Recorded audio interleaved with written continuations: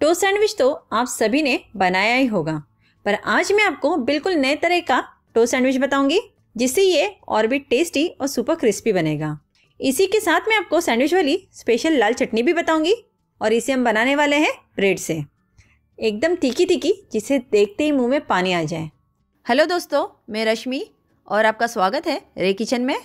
तो चलिए बनाना शुरू करते हैं। तो यहाँ पे मैंने आलू लिए हैं। ये उबले हुए आलू है, यानी कि ये कच्चे आलू नहीं है। तो चलिए सबसे पहले हम इसे मैश करके लेंगे। तो मैं यहाँ पे इस तरह से मैशर से इसे मैश करके ले रही हूँ।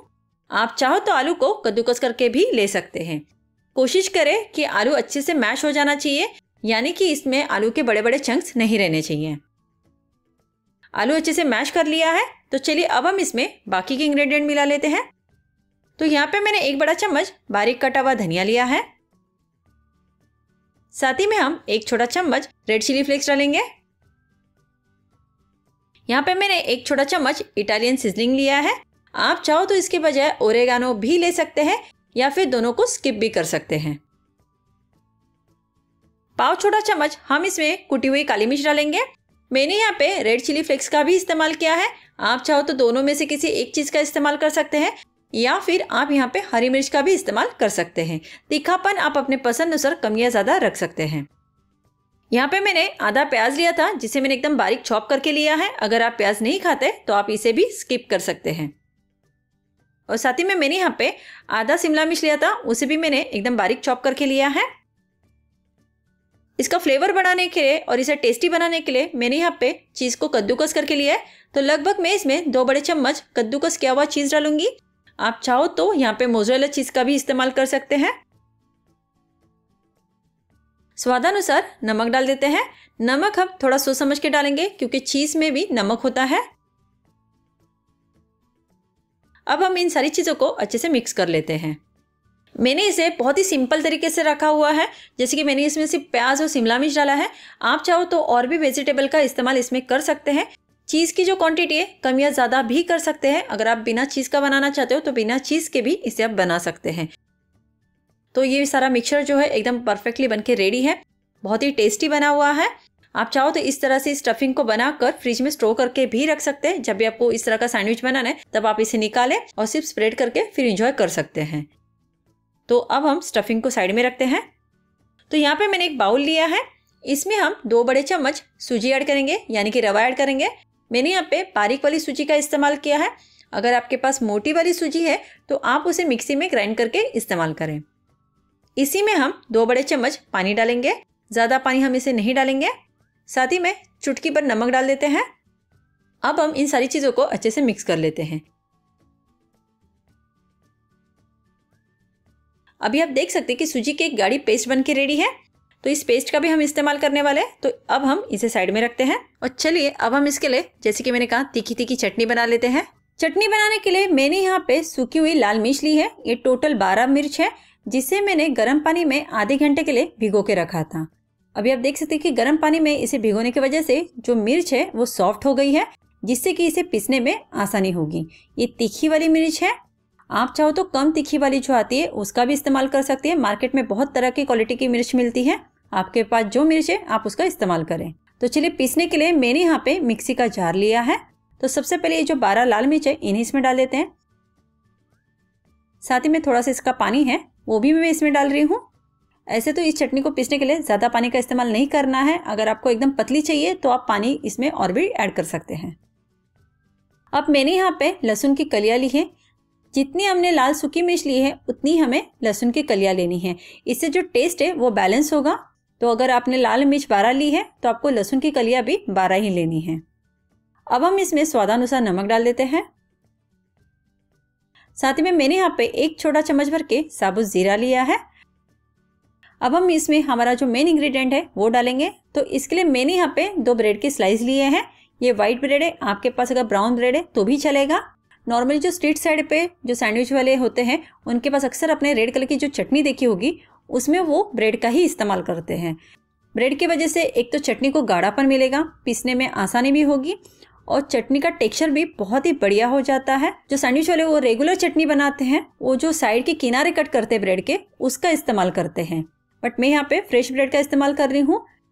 अब हम इसमें 1 छोटा चम्मच के करीब तेल डालेंगे। तेल से चटनी पीसने में आसानी भी होगी, इसे एक स्मूथनेस मिलेगा और चटनी शाइनी भी बनेगी। अब हम इसका ढक्कन लगा देंगे और जैसे कि मैंने कहा कि अगर आपको पतली चटनी चाहिए तो आप इसमें थोड़ा पानी ऐड कर सकते हैं। तो चलिए अब हम इसे पीस लेते हैं। ये देखिए इसे मैंने पीस लिया है और आप देख सकते हैं कि बहुत ही बढ़िया कलर इसको आया हुआ है और चटनी एकदम पानी की तरह पतली नहीं है। मैंने इसे गाढ़ा ही रखा है और इसे थोड़ा सा मैंने दरदरा पीसा हुआ है क्योंकि मुझे इसी तरह का टेक्सचर पसंद है। उससे ये होता है कि आपका जो ब्रेड है, जब आप ब्रेड पे चटनी लगाओगे तो ब्रेड बिल्कुल भी सौगी नहीं होगा।